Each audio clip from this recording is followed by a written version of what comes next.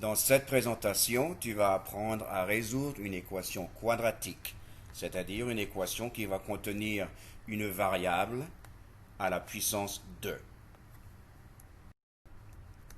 Voilà donc notre équation. 2x au carré plus 16x plus 24 égale à 0. Toutes les équations quadratiques ont la même forme de solution, à savoir x sera toujours égal à moins b plus ou moins racine carrée de b au carré moins 4ac. Tout cela sur 2a. Nous allons identifier les coefficients qui correspondent à chacune de ces variables. 2, c'est le a, 16, c'est le b, et 24, la constante, qui n'a aucune lettre, c'est le c.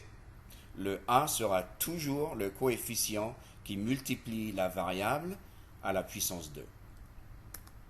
Maintenant que nous avons identifié tous les coefficients, nous allons remplacer les variables qui leur correspondent par leur valeur, à savoir moins 16 plus ou moins racine carrée de 16 au carré moins 4 multiplié par 2 multiplié par 24, tout cela sur 2 par 2.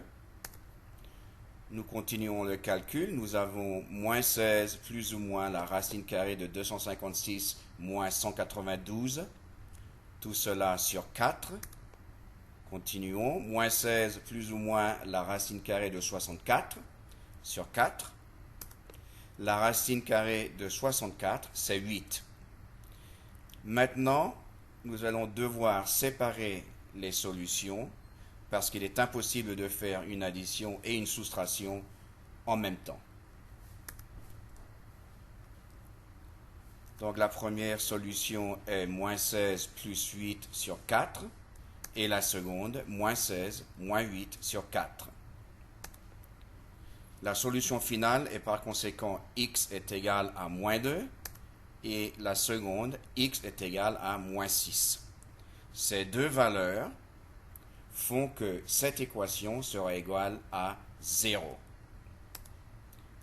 Tu peux vérifier si ton travail est correct par remplacer x par moins 2 une première fois et ensuite par remplacer x par moins 6 la deuxième fois et tu verras que l'équation sera égale à 0. Si tu veux faire le graphe de ton équation, voilà à quoi il ressemble. Tu vois que la courbe de l'équation intercepte l'axe des x à x égale moins 6 et une seconde fois à x est égal à moins 2. Ces deux valeurs de x sont aussi appelées les racines de l'équation, c'est-à-dire les deux nombres qui font que l'équation est égale à 0.